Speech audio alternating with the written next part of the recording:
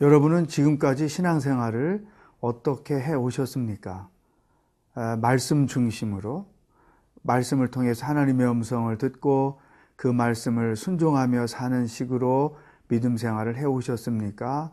아니면 교회만 다니는 식으로 믿음 생활을 해 오셨습니까? 또 아니면 은사나 어떤 성령의 기적을 중요하게 여기고 그러한 것을 찾아다니며 신앙생활을 해 오셨습니까?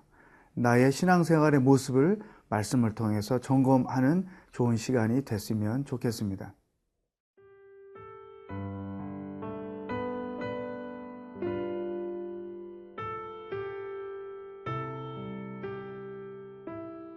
마태복음 12장 38절에서 50절 말씀입니다.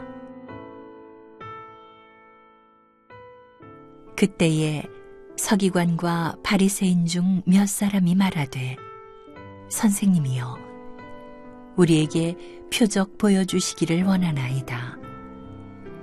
예수께서 대답하여 이르시되 악하고 음란한 세대가 표적을 구하나 선지자 요나의 표적밖에는 보일 표적이 없느니라. 요나가 밤낮 사흘 동안 큰 물고기 뱃속에 있었던 것 같이 인자도 밤낮 사흘 동안 땅속에 있으리라.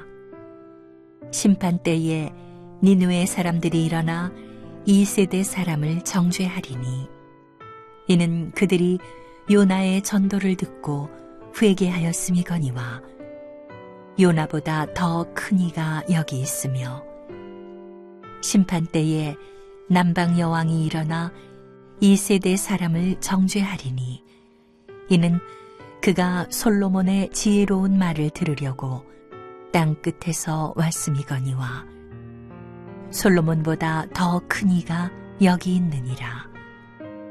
더러운 귀신이 사람에게서 나갔을 때에 물 없는 곳으로 다니며 쉬기를 구하되 쉴 곳을 얻지 못하고 이에 이르되 내가 나온 내 집으로 돌아가리라 하고 와보니 그 집이 비고 청소되고 수리되었거늘 이에 가서 저보다 더 악한 귀신 7을 데리고 들어가서 거하니 그 사람의 나중 형편이 전보다 더욱 심하게 되느니라. 이 악한 세대가 또한 이렇게 되리라. 예수께서 무리에게 말씀하실 때에 그의 어머니와 동생들이 예수께 말하려고 밖에 섰더니 한 사람이 예수께 여짜오되 보소서 당신의 어머니와 동생들이 당신께 말하려고 밖에 서 있나이다 하니 말하던 사람에게 대답하여 이르시되 누가 내 어머니이며 내 동생들이냐 하시고 손을 내밀어 제자들을 가리켜 이르시되 나의 어머니와 나의 동생들을 보라. 누구든지 하늘에 계신 내 아버지의 뜻대로 하는 자가 내 형제요 자매요 어머니이니라 하시더라. 어느 날 서기관과 바리새인 몇 사람이 예수님께 찾아와서 기적을 좀 행해 달라고 요청을 했죠. 예수님이 그들에게 대답하셨습니다. 너희들에게 보여줄 것은 요나의 기적밖에 없다. 예수님이 그들이 갖고 있던 신앙의 문제점이 무엇인지를 간파하셨던 것이죠. 그러면서 요나는 니느웨에 나가서 복음을 전했고 니느웨 사람들이 그 회개하라는 말씀을 듣고 그들이 회개하고 심판을 면했는데 정작 바리새인들, 서기관들, 또 레위 사람들, 신앙적 리더로 있던 그때 사람들은 예수님 말씀을 듣면서도 변화도 없고 이러한 기적만 추구하는 일에 대해서 그렇게 설명을 하신 것이죠. 이것은 오늘 우리들이 어떻게 믿음 생활을 해야 되는지 말씀해 주시는 것입니다. 신앙의 중심이 어디에 있어야 하는지죠. 특별히 은사가 필요합니다. 그러나 은사가 신앙의 전부는 아닌 것이죠. 그래서 종종 성도들 가운데 보면 은사가 있는 곳, 뭐 치유, 또 어떤 그 병고침, 또 예언, 그런 것들이 신앙생활의 중심이 돼서 그와 같은 것을 늘 쫓아다니고 거기에서 뭔가 자기가 굶주리고 있는 영적인 부분들을 해소하려고 하고 이러한 모습들을 갖게 되죠. 그것은 결코 건강한 신앙생활의 패턴은 아닙니다. 은사 중심, 기적 중심의 신앙생활은 결코 아니다. 그것은 때로 우리에게 필요한 것은 맞지만 그것이 신앙의 전부가 되어서는 안 된다. 신앙생활의 중심은 하나님의 말씀인 것이죠. 기독교 신앙이 다른 종교와 차별화되는 것은 우리의 신앙은 말씀이라는 거예요. 그 말씀에서 믿음이 나오는 것이고 그 믿음을 가지고 하나님의 말씀을 순종하게 되고 그 순종하는 과정을 통해서 우리의 신앙이 변하고 인격이 변하고 성품이 변하고 삶의 내용들이 변해져 가는 것. 그 과정을 통해서 성장해 가는 것이 신앙생활인 것이죠. 그러므로 우리가 신앙인으로서 건강하게 살려면 말씀 중심이 되어야 합니다. 은사, 또 기적, 또 병고침, 그 예언, 그러한 것 있는 곳에 사람들이 가자고 요청을 해도 그냥 가지 마시고 나는 말씀을 통해서 하나님과 1대1의 관계를 통해서 모든 문제들을 해결합니다. 나는 말씀 중심으로 신앙생활을 하겠습니다. 이렇게 거절하는 게 좋습니다. 성도들 보면 자기네끼리 쉬쉬하고 우리가 이런 곳에 가는 것 절대 누구한테 말하면 안 돼. 목사님께 절대 들어가면 안 돼. 이렇게 자기네끼리 이야기하면서 은사를 나타내는 사람들을 찾아가는 것을 정말 종종 본단 말이죠. 그게 좋은 것이고 그게 건강한 것이면 왜 쉬쉬하면서 갑니까? 소문내고 다 들어가야죠.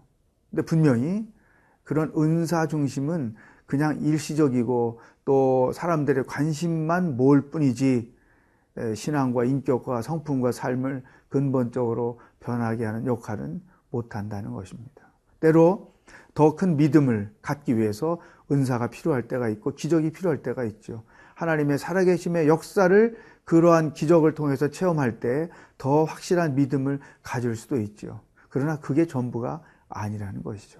때로 우리가 외식을 하듯이 그런 경험을 어쩌다 한 번씩 할 수 있겠지만 무엇보다도 우리 신앙의 중심은 하나님의 말씀에 근거해야 한다는 것입니다. 우리의 믿음은 막연한 믿음이 아닙니다. 하나님의 말씀에 근거한 믿음인 거예요. 하나님이 누구시고 예수님이 누구시고 성령님이 누구시고 크리스찬의 삶이란 무엇인가?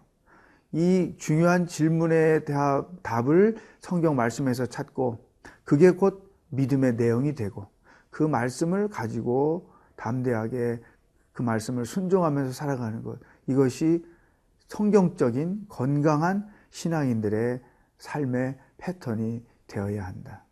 나는 말씀을 쫓아다니는 신앙인인가 은사를 쫓아다니는 신앙인인가 한번 자기 자신을 돌아볼 수 있으면 좋겠습니다.